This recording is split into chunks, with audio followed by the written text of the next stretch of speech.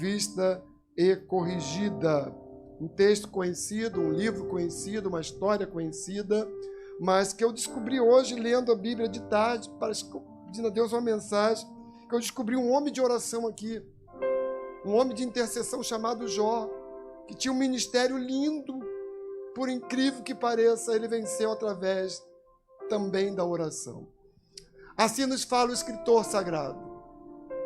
Então respondeu Jó ao Senhor e disse: bem sei eu que tudo podes, e nenhum dos teus pensamentos pode ser impedido. Quem é aquele, dizes tu, que sem conhecimento encobre o conselho? Por isso falei do que não entendia, coisas que para mim eram maravilhosíssimas e que eu não compreendia. Escuta-me, olha a oração aqui, pois eu falarei, eu te perguntarei, tu me ensina-me. Com ouvidos meus ouvidos ouvi, mas agora te veem os meus olhos. Por isso me abomino e me arrependo no pó e na cinza. Sucedeu, pois, que acabando o Senhor de dizer a Jó aquelas palavras, o Senhor disse a Elifaz, o temanita: a minha ira se acendeu contra ti e contra os teus 2 amigos, porque não disseste de mim o que era reto, como meu servo Jó. Tomai, pois, 7 bezerros e 7 carneiros, e ide ao meu servo Jó, e oferecei holocaustos por vós, e o meu servo Jó orará por vós, porque deveras a ele aceitarei, para que eu vos não trate conforme a vossa loucura, porque vós não falaste de mim o que era reto, como meu servo Jó.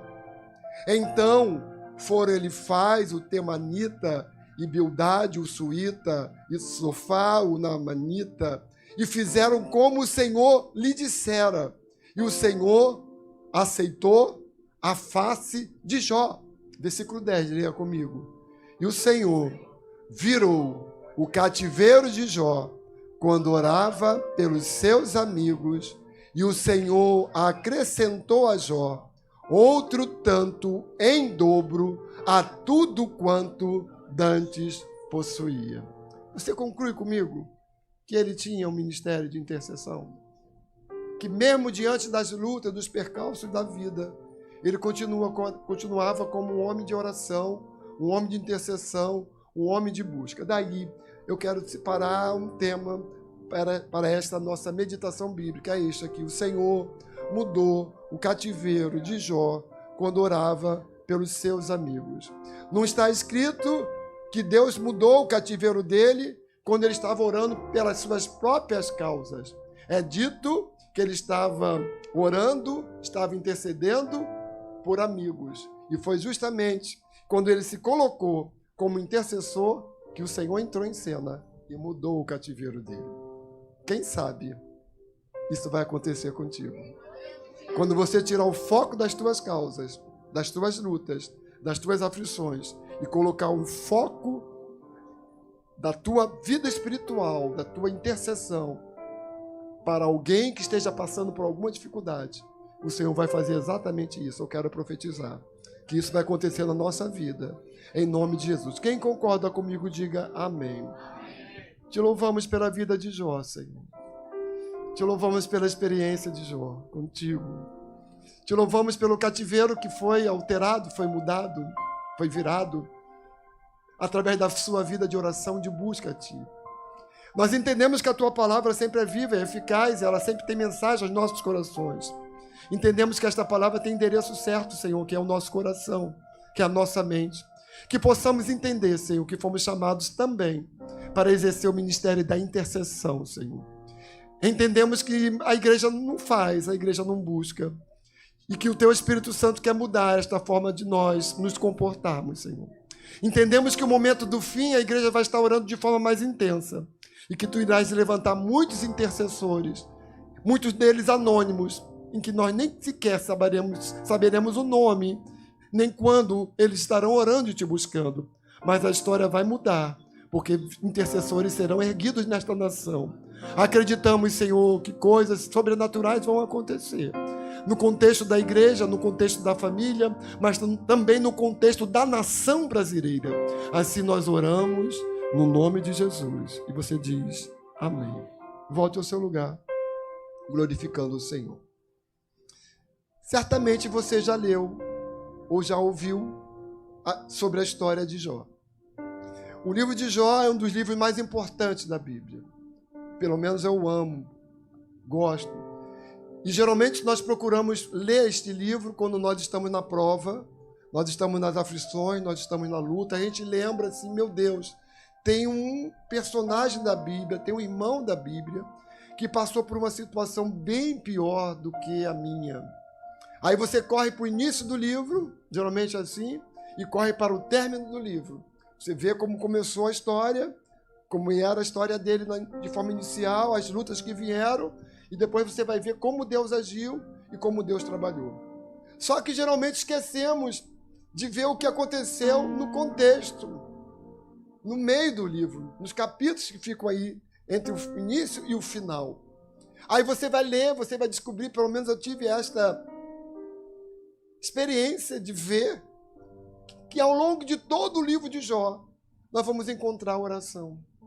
De uma forma direta ou indireta, nós vamos chegar à conclusão que Jó era um homem de oração. Na verdade, ele tinha dois ministérios que se destacavam na vida dele. Primeiro, era o ministério sacerdotal. Eu gostaria de ir lá para o capítulo de número 1, para você ver a história, como começa, e pudesse também ver que ele era um sacerdote. Diga aí, sacerdote. Diga, Jó era um sacerdote. Diga, eu também sou um. O que faz um sacerdote? Oferece sacrifício. No nosso caso, sacrifício de adoração, de louvor. Jesus é o cordeiro que foi oferecido. Mas quando falamos de sacerdote, falamos de tempo reservado. Falamos de adoração, falamos de quebrantamento. Falamos de oração. Falamos de sacrifícios. Às vezes acordar pela madrugada. Orar, buscar a Deus. E o livro começa assim, ó. Diz lá, havia um homem na terra de Uz, cujo nome era Jó. E o nome Jó significa voltando sempre para Deus. Era um homem que conhecia Deus. E a história vai se basear justamente em um período em que ele já estava com a idade mais avançada. Este era um homem sincero, reto, temente a Deus e desviava-se do mal. Verso 2. Nasceram-lhe 7 filhos e 3 filhas, e era o seu gado 7.000 ovelhas, e 3.000 camelos, e 500 juntas de boi, e 500 jumentas, e era também muitíssima gente ao seu serviço, de maneira que este homem era maior do que todos os do Oriente. Ele era conhecido pelo nome que tinha. Ele era conhecido a nível de posses que possuía, de bens, de riqueza. Era conhecido pela família que tinha. Mas também, se a gente continuar lendo aqui, nós vamos descobrir que Jó era conhecido pelo Deus a quem ele servia. E cabe aqui uma interrogação para nós. Nós podemos ser conhecidos pelos bens que nós possuímos, pelo trabalho que nós temos, pela casa que nós moramos, pelo carro que nós temos para nos locomover. Podemos ser conhecidos pela família que nós temos. E bem-aventurados são aqueles que têm família bem estruturada, lar feliz. Nós podemos ser conhecidos também a nível de posição social. Mas o que mais interessa para Deus é nós sermos conhecidos pelo Deus que nós servimos, que é Ele. O texto vai deixar isso bem claro aqui. Diz que os seus filhos iam e faziam banquetes. Em casa era festa, e família é festa mesmo. Família tem que ser um ambiente festivo. E enviavam e convidavam as suas 3 irmãs a comerem e beberem com eles. Isso é legal demais, festejar a família. Comunhão em família, alegria em família, festa em família, unidade, comunhão. Mas a palavra nos fala que sucedia, pois, que tendo decorrido o turno de dias, de seus banquetes, enviava Jó e os santificava. Então ele estava aqui exercendo o ministério sacerdotal. Se levantava de madrugada e oferecia o quê, gente? Holocausto. É dito que ele vivia lá, alguns falam, no tempo dos patriarcas, na época de Abraão, naquele período lá, 2100, 1800 anos antes de Cristo. Não temos tantas informações aqui, mas nós podemos chegar à conclusão que ele era um sacerdote. Oferecia holocausto segundo o número de todos eles, porque dizia Jó, porventura pecaram meus filhos e blasfemaram de Deus no seu coração, assim o fazia Jó continuamente. E o texto nos leva a entender que, como sacerdote, ele primeiramente intercedia pela sua casa, pela sua família, pelos seus filhos. Se porventura tivessem feito alguma coisa errada, ele iria se santificar e orar, mostrando para nós o valor de um pai, de um chefe de família, que deve exercer o sacerdócio da sua casa, ser o sacerdote do lar, ser o homem de Deus, o homem de oração, um homem que vai profetizar bênção, que vai se preocupar com o bem-estar da sua família, da sua casa e dos seus filhos. E aí, de repente, nesse contexto, em que ele estava tão bem com Deus, estava em comunhão profunda com o Senhor, intimidade com aquele que tinha todo o poder nos céus e na terra, ele vai ser então atacado por Satanás. Ele vai ter uma experiência com Deus, ele precisava conhecer Deus de uma forma mais intensa, e Deus vai permitir que Satanás venha tocar exatamente no que ele tinha de mais precioso. Vai tocar na sua família, vai tocar nos seus bens, vai tocar também no seu próprio corpo. Então ele vai passar por uma prova. E a palavra nos fala que Deus prova-nos, aprovando-nos. E Satanás tenta para matar, roubar e destruir. Mas é dito aqui que Satanás vai aparecer no contexto. Porque enquanto Jó estava no alvo do Senhor, alvo de bênção, alvo da graça, alvo do favor de Deus, Satanás também estava de olho no próprio Jó. Por isso é importante que você saiba que há uma guerra muito grande contra a nossa vida, contra a nossa família, contra a nossa saúde, contra os nossos bens. Satanás não dorme, Satanás não está rodando por aí à toa.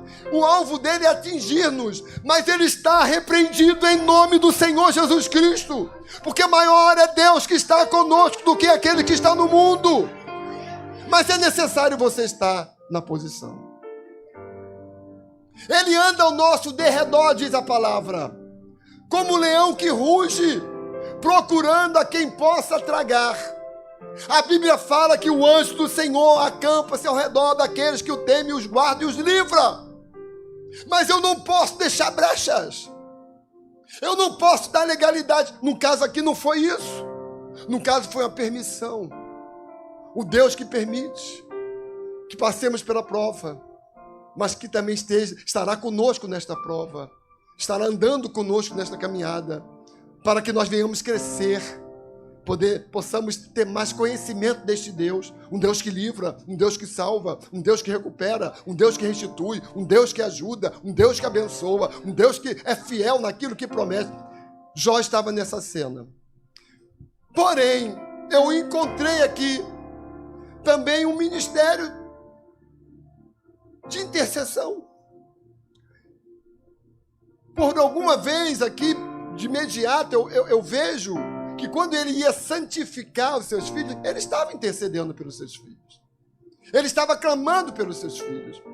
Eu declaro para você uma palavra da parte de Deus. Teus filhos são bênçãos. Sua descendência é uma descendência abençoada. Sua descendência não é maldita. Eu quero declarar a salvação da tua casa, do teu lar. Os filhos são herança, são presentes de Deus. E nós devemos tomar muito cuidado naquilo que nós profetizamos, falamos, porque tem poder nas nossas palavras. Vai dar certo, vai casar correto, Deus vai abrir porta, vão ser prósperos. Teremos a oportunidade de ver os filhos dos nossos filhos. É isso que Deus quer. Família é projeto de Deus. E o bem maior de Jó era a família. Imagine que alegria, 10 filhos, que festa em casa. Quando eu namorava com a Márcia, eu dizia assim, nós vamos ter 6 filhos.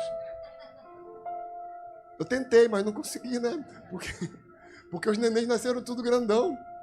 Então, quando chegou no número 3, já era 4 quilos, sei lá, 700 alguma coisa. Então, teve que ligar. Ela ficou me devendo 3. Eu dizia assim, que legal. Cheguei em casa, mesa farta.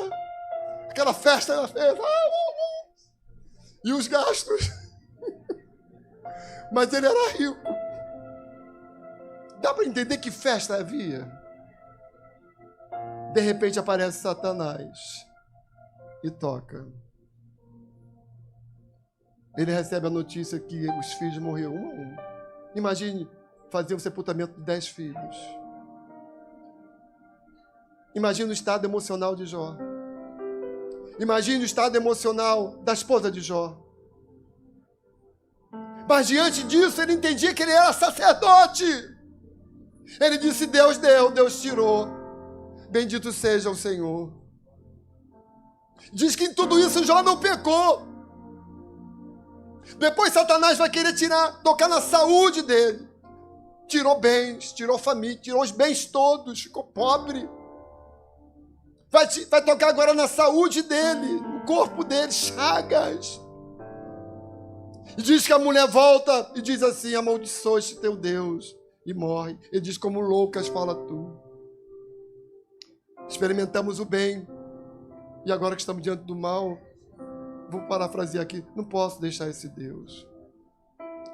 E você vai lendo, e de repente você vai encontrar ele dizendo, eu sei que o meu Redentor vive, e que por fim se levantará sobre a face da terra. Surgem os amigos.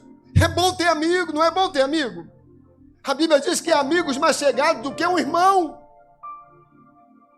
Mas até nisso, os seus amigos viraram inimigos. Que ao invés de trazer uma palavra de conforto, uma palavra de ânimo, começaram a acusá-lo de pecado. Até de louco ele foi chamado, de adúltero. E agora sozinho no pó, ele começa a falar com Deus. Uma oração totalmente diferente da nossa. E falava, e questionava.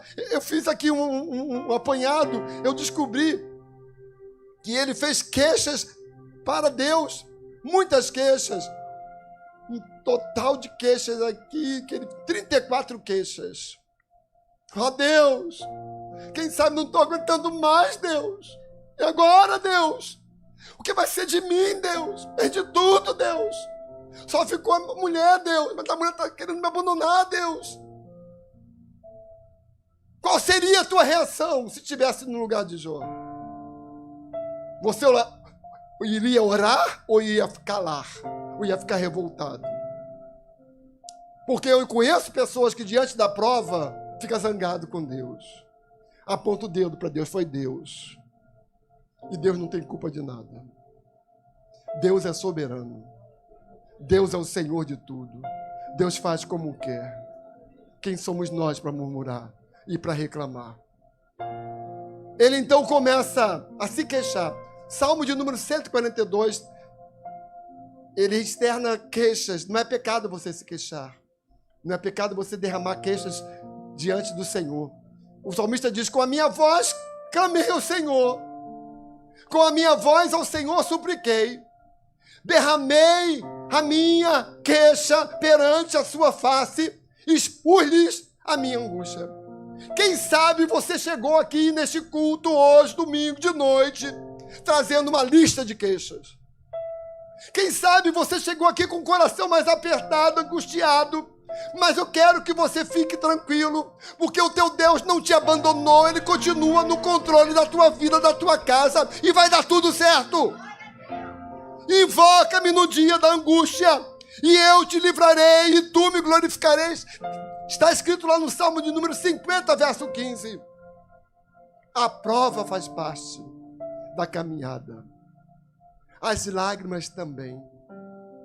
Evangelho barato diz que não. Vem para Jesus. Você não vai ter mais problema nenhum. Você agora é cabeça. Você não é mais cauda. São tantas promessas, tantas palavras. E quando a pessoa chega à conclusão que não é bem assim, a fé foi abalada. Jesus falou: no mundo tereis aflições, mas tende bom ânimo. Eu venci o mundo. E se ele venceu, ele garante a nossa vitória também. E Jó então mergulha na oração. E um conselho que eu quero te dar é esse. Está com dificuldade? Está nas lágrimas, no vale de lágrimas? Está na angústia? Ore. Ore. Fale. Converse com Deus. Não se preocupe com formalidade. Oh, grandioso, Senhor, poderoso. Na hora não, Deus, misericórdia de mim, Deus. Senhor, me ajuda, me socorre, me dá um escape aqui neste momento, Senhor. E a gente entra em momentos que a gente fica assim muito preocupado. Eu estou me lembrando aqui do momento que nós passamos lá, dessa história de um problema cardíaco que não tinha nada, passei mal. Eu dizia: Deus, e agora? E agora? O que eu vou fazer agora, Deus? Várias perguntas. E agora, Deus? Como é que vai ser minha família? E se eu morrer? E se eu ficar com isso? Deus, e o ministério? Quando é que eu vou voltar a pregar? Quando eu voltar, está na oração. Pergunta, a gente lancia um monte de pergunta. Mas lá na hora do exame, na sala gelada e fria, fazendo cateterismo, a presença de Deus chegou naquele ambiente e veio para mim uma palavra que Deus fala. Ele diz: tranquilize, as promessas continuam de pé, vai tudo dar certo, você vai sair dessa. E quando terminou, o doutor de cabelo branco veio falar para mim: rapaz, você tem um anjo da guarda muito forte. Não precisa fazer nada, nem colocar stent, colocar cirurgia, fazer nada. Eu disse: não é o anjo que é forte, é meu Deus que é forte. Então você tem que saber que o Deus que você conhece, que é soberano, Ele está conosco. E agora eu quero listar aqui algumas verdades sobre as orações de Jó. A começar, lá, Provérbios, Jó capítulo 42, verso número 1, quando ele chega na oração derradeira, ele não estava ainda como intercessor, ele estava orando, falando, clamando. O foco dele estava voltado para as suas necessidades. Me cura, Senhor. Restaura a minha família, Senhor. Meus bens, Deus. Olha como eu estou. Por que eu nasci, Deus? Perguntas e mais perguntas, indagações e mais indagações, como você faz também eu. Nós começamos a questionar Deus.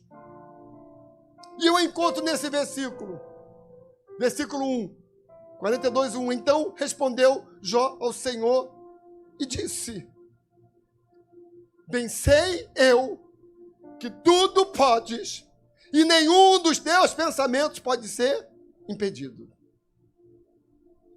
Versículo 1, volta de novo lá. Ele vai dizer lá: eu sei. Então respondeu Jó ao Senhor e disse, versículo 2, só a primeira parte: bem sei eu que tudo pode. Diga assim: Deus. Mais bonito: Deus, tudo pode fazer. Pode ou não pode?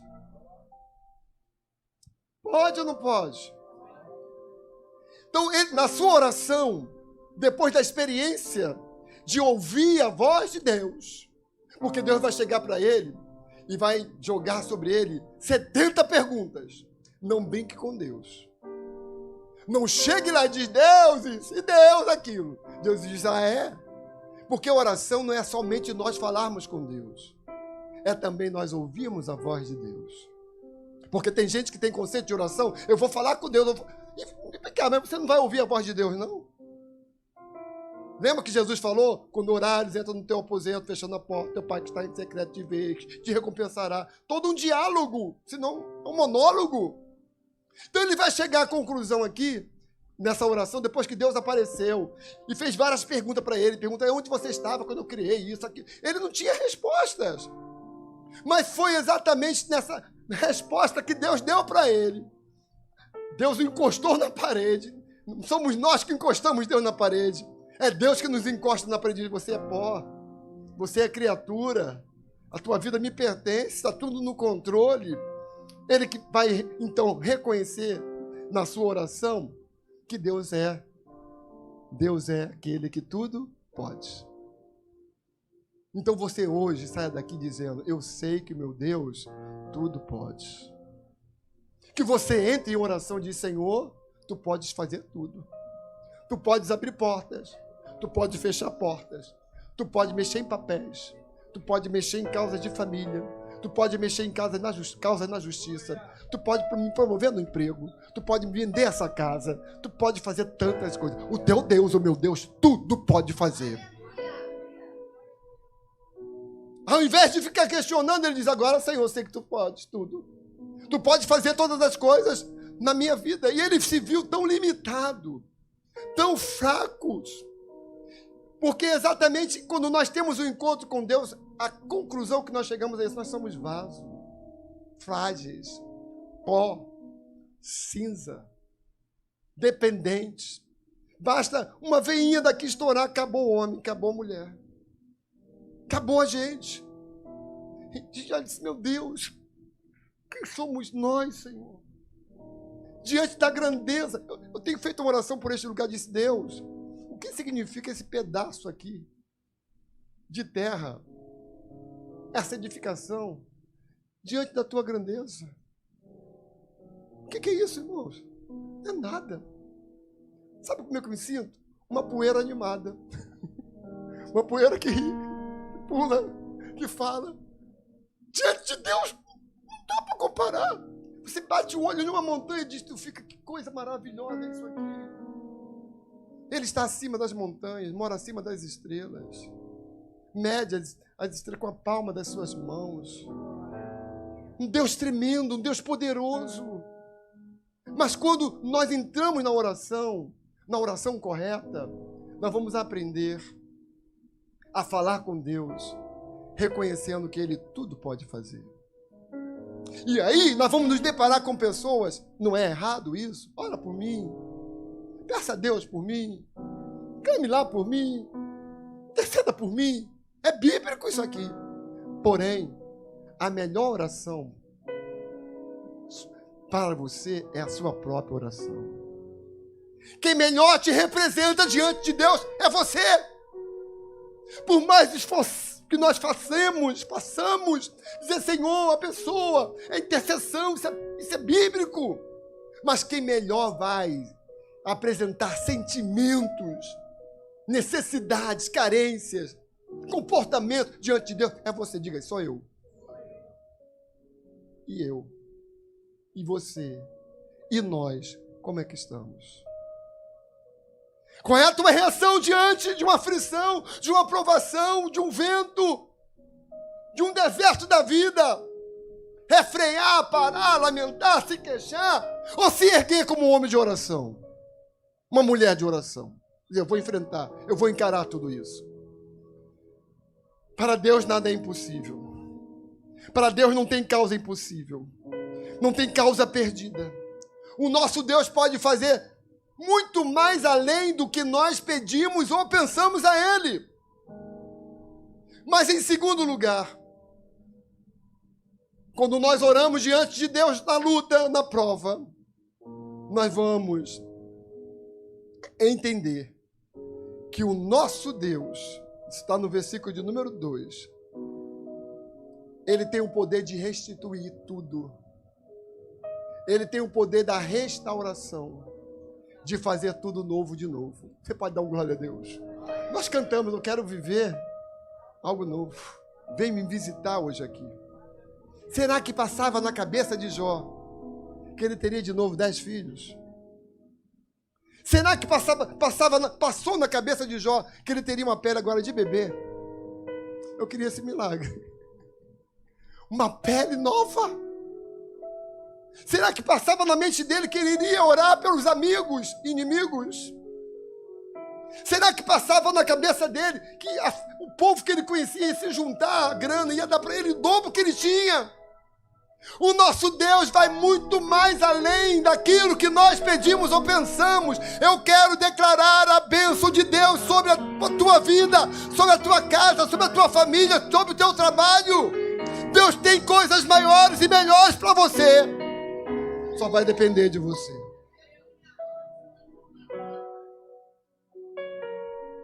Romanos 8, 28.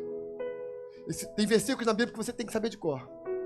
E sabemos que todas as coisas contribuem juntamente para o bem daqueles que amam a Deus, daqueles que são chamados por seu decreto.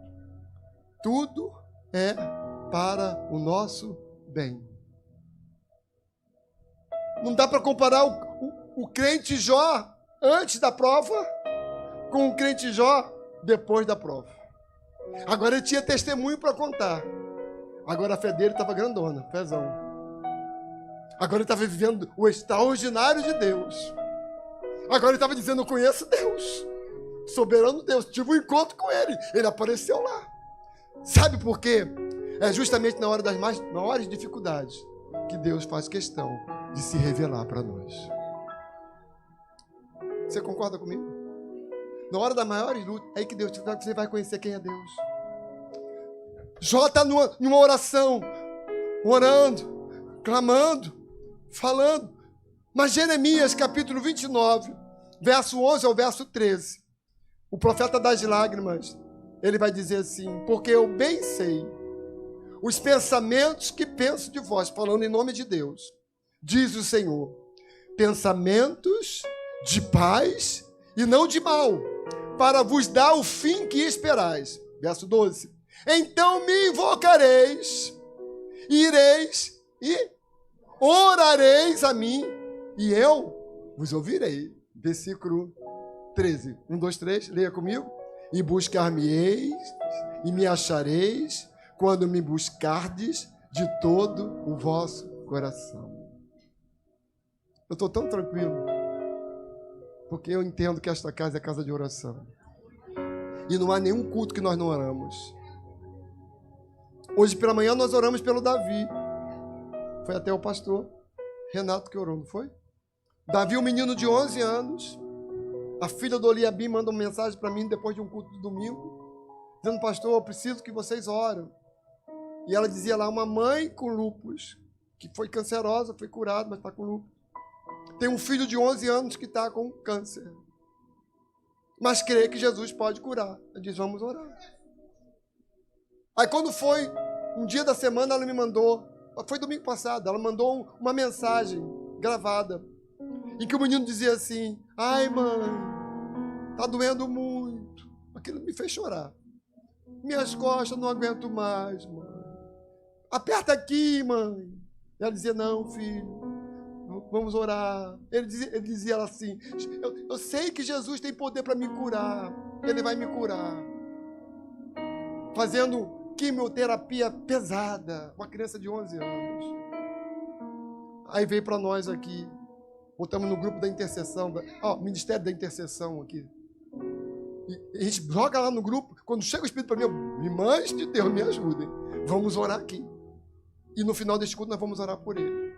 Mas eu creio que Jesus vai curar esta criança. Sabe por quê? Porque aquela criança, na sua ainda infância, ela está dizendo, eu creio que ele vai me curar. Então, nós conhecemos a quem nós servimos. Nós sabemos quem é esse Deus poderoso. Um Deus que pode resolver qualquer coisa. Agora, ele exige de nós que nós tenhamos fé nele. Mas quando eu chego no versículo 3, nós vamos descobrir uma outra verdade. Ele diz, quem é aquele, dizes tu, que sem conhecimento encobre o conselho. Por isso falei do que não entendia, coisas que para mim eram maravilhosíssimas e que eu não compreendia. Significa, quando nós estamos na luta, nós vamos orar com Deus, falamos coisas que não se devem. Proferimos palavras em direção a Deus que não competem serem faladas. E a gente começa então a entrar em discussão com Deus, exigir Deus, cobrar Deus. E não funciona assim. Porque o Deus que nós conhecemos, Ele é soberano. Ele age como quer, na hora certa. E quantas vezes nós queremos ensinar Deus como agir? Eu me coloco aí, dou minha mão para o motório. Tem hora que eu digo, Senhor, seria bom que tu tocasse no coração daquele homem, um homem que tem muito dinheiro, e viesse ajudar a gente aqui nessa igreja. Senhor, tu pode muito bem agir no coração daquele juiz. Vai ser uma graça maior, ele vai ficar, na hora vai ficar meio tonto. A gente começa a ensinar Deus. Deus abre aquela porta. Deus faz isso. Eu, quando eu era mais novo, né, eu sonhava dizer, Senhor Deus, seria tão bom achar uma mala cheia de dinheiro. Ia resolver minha questão. Uma mala que alguém disse assim, vou deixar essa mala aqui, porque alguém que está precisando vai encontrar, que seja eu, Deus. Eu ainda encontro pessoas que dizem assim, ô Glória, achei uma nota de 10. Tem gente aqui assim. Né? Infelizmente tem gente que vai até para o outro lado. Antigamente tinha o trocador. O trocador dava um dinheiro a mais e as pessoas diziam, fui abençoado. Foi abençoado no bolso do trocador. Não é assim? Mas quantas vezes a gente pensa, Senhor, podia alguém passar com um avião e tornar assim notas voantes. Tomar posse minha.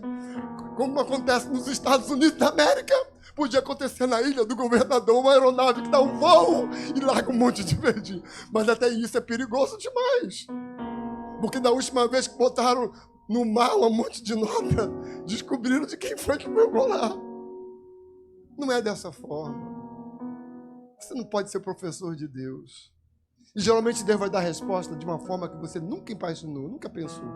Aí vai vir a resposta, meu Deus, eu não sabia que seria desse jeito, Deus. Que forma é essa, Deus? Porque o nosso Deus, Ele age com providência. Deus não trabalha com coincidência. Então o Jó vai dizer o seguinte, como o Jó falou coisas que não eram legais. Mas agora ele vai se humilhar. Ele vai ficar em uma posição dizendo, Deus. Aí chega no versículo de número 5. Ele vai dizer, com o ouvido, meus ouvidos, ouvir. Mas agora, te veem os meus olhos. Em outras palavras, quando estamos na oração, nós temos uma oportunidade ímpar de conhecer melhor quem? Deus. Quem vai para o quarto, quem vai em busca de oração, quem vai em intercessão, quem vai clamar, quem vai pedir, quem vai chorar, quem vai conversar com Deus, no final da história, vai passar a conhecer melhor Deus. E foi exatamente o que vai acontecer com Jó. João 17, verso de número 3. Pedido de Jesus Cristo foi esse, na sua oração derradeira, oração sacerdotal.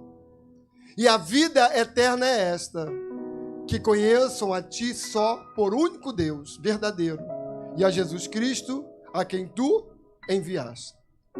Porém, no término aí da oração dele, verso 6, nós vamos encontrar um Jó se arrependendo, confessando, pedindo perdão a Deus. Ele diz assim, ó, Jó 4, versículo 42, verso 6. Por isso, me abomino e me arrependo no pó e na cinza. Ele diz, Senhor, eu falei coisas que não devia. Eu me arrependo aqui, me enrolo aqui nessa cinza. Tem misericórdia da minha vida. E assim nós entendemos que o momento da oração, ele é muito favorável a nós nos arrependermos. Arrependermos de alguma coisa que temos feito. Mas agora, depois do ministério da oração, clamou, ele entendeu que Deus agora estava formando-o, chamando-o para fazer parte de um ministério da intercessão. Diga aí, ministério da intercessão. Fala com alguém, você tem esse ministério? Você quer esse ministério? Bate no ombro do teu irmão, diga para ele, diga aí, esse ministério é árduo. É bonito o ministério de intercessão? É bonito ou não é? A pessoa que tem o ministério de intercessão não tem um rosto assim diferente? Que as pessoas procuram, parece que destacam assim, fala com a irmã fulana de tal, a mulher de Deus. Fala com o homem de Deus lá, vai procurar. Mas o ministério da intercessão, para ser como Deus quer, tem um preço a se pagar. Porque o intercessor, geralmente, ele não está muito focado nas suas necessidades, nos seus problemas, nas suas carências. A missão dele é ficar como representante de alguém diante de Deus. Ele vai ficar entre Deus e a pessoa. Inclusive vai ficar entre Satanás e a pessoa. Porque ele vai ser um defensor, ele vai ser um guerreiro, ele vai interceder, ele vai clamar para o inimigo não tocar. E ele vai entrar em guerra. Todo intercessor encara guerra. Todo intercessor não faz o que quer, faz o que Deus quer. Será que foi fácil para Jó orar pelos seus amigos, que eram inimigos, que estavam com o dedo acusador nele? Mas foi exatamente nessa hora que o cativeiro vai mudar. Mudou. Então interceder significa interpor-se, colocar-se entre, recolocar-se entre Deus e alguém que carece do favor divino. É se pôr na brecha do muro em prol daqueles pelos quais Cristo derramou o seu precioso sangue e clamar para que a graça de Deus os alcance. Certamente você conhece alguém que está precisando da tua intercessão. Pessoas que estão precisando de libertação, de uma porta aberta, de um milagre da parte de Deus. Aí quando você dobra o joelho, ora, clama, suplica, e Deus responde, aí você vai para a galera de Deus. Oh Deus, que bênção! Aí sabe o que acontece? Deus coloca em você uma motivação ainda maior. Aí você diz, agora que eu quero orar mais. Agora eu quero interceder mais. Ó Deus, nós precisamos desse ministério aqui, Senhor. Mais abundante. Já temos, sim, Deus. Mas Tu pode multiplicar os intercessores desta igreja, Senhor. Eu vou listar aqui, já estou concluindo a mensagem. Que antes do Pentecoste houve uma incessante oração no cenáculo. 10 dias de oração. Qual foi o resultado? O Espírito Santo veio. Batimos com o Espírito Santo. Cruzada evangelística. Quase 3.000 pessoas aceitando a Jesus. Quase 3.000 pessoas descendo as águas. A intercessão precede a salvação. Em Isaías 59, versículo 16, estava prescrito ou previsto que o Senhor não acharia quem o ajudasse a interceder. Jesus, até o momento final, ele precisava que alguém orasse com ele. Isaías tinha visto isso e viu que ninguém havia. E maravilhou-se de que não houvesse um intercessor, pelo que o seu próprio braço lhe trouxe a salvação e a sua própria justiça o susteve. Significa Jesus, na hora da cruz, estava precisando de oração, de intercessão, e não houve ninguém. Estavam dormindo. A história nos fala de homens de intercessão. Davi Blaine era um jovem missionário que foi enviado para pregar no terrível oeste americano, onde estavam lá os sanguinários índios de peles vermelhas. Diz que ele morreu com apenas 33 anos, tuberculoso, dentro de uma cisterna, onde procurava se esconder da friagem, clamando, dá-me almas, senão eu morro. Nós vamos encontrar Susana Wesley, mesmo sendo mãe de 19 filhos. Ela orava cerca de 1 hora por dia. Qual foi o resultado? 2 filhos, John Wesley e Carlos Wesley, foram erguidos no movimento wesleyano. Surgiu a igreja wesleyana. Um pregador, ganhador de vida, de alma, e o outro poeta. João Oxboy diz que ele orava com tal fervor que passou a ser conhecido como Joãozinho da oração. Joãozinho da oração. Diz que a igreja metodista estava para tomar decisões de fechar um campo missionário em uma cidade chamada Philly. E diz que ele disse, não pode ser isso não. Eu vou orar, eu vou clamar para Deus mandar missionários. Apareceu missionário? Não. Quem é que se candidatou para ser missionário? O Joãozinho da oração. Diz que o Joãozinho, então, entrou mata dentro daquela cidade, porque ele não estava tendo conversão nenhuma. E é dito pelos historiadores que em agonia de alma ele orava mais ou menos assim: não podes fazer de mim um palhaço, Deus. Eu disse aos crentes lá na minha cidade que tu irias vivificar a tua obra, e agora é preciso que assim o faças. De outro modo, nunca mais terei coragem de lhe mostrar o rosto. Então, o que dirá o povo sobre a oração e a fé? E depois ele clamou: a cidade de Filipe está conquistada. E quando ele falou isso, saiu cantando e clamando pelas ruas: voltai-vos para o Senhor e buscai a salvação. Milhares e milhares de pessoas se converteram. Nós queremos avançar, não queremos? Nós queremos crescer, não queremos? Mas é necessário não ter somente o ministério de evangelismo. É necessário também ter o ministério da intercessão. E eu concluo dizendo para você que um homem chamado Jonathan Edwards, ele pregou um sermão intitulado Os Pecadores nas Mãos de um Deus Irado. E é dito que as pessoas que o conheciam eram sabedoras que ele tinha passado a noite inteira em oração. E é dito aí pela biografia que o pregador era escolhido na hora. E ele foi apontado para ser o pregador. E quando ele começou a pregar, ele falou sobre um Deus que estava irado.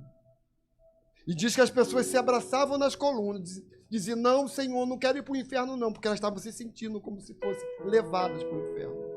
Houve um quebrantar naquela igreja. Houve um arrependimento do povo, lágrimas. As casas de festas fecharam. E agora o povo estava orando. Se ouvia pelas ruas da cidade lágrimas, orações, súplicas. E Deus promoveu um avivamento tremendo. Eu termino esta mensagem dizendo para você que Jó, a palavra nos fala, vai lá agora para o capítulo 42, o versículo de número 9. Então foram Elifaz o Temanita, e Bildade o Suíta, e Zofá o Naamita, e fizeram como o Senhor lhe dissera. Isto é, foram dizer: está aqui os animais, sacrifica para mim. Olha eles exercendo o ministério sacerdotal. E disse que o Senhor aceitou a face de Jó. Porém, o versículo 10 diz: e o Senhor virou o cativeiro de Jó quando orava pelos seus amigos. Não é dito que orava pelas suas causas. E o Senhor acrescentou a Jó outro tanto em dobro, a tudo quanto dantes possuía. Sabe por quê? O nosso Deus é Deus de abundância, é Deus de multiplicação. Você pode ficar de pé dando glória a Deus, aleluia. E eu quero terminar agora treinando. Quais são os seus amigos?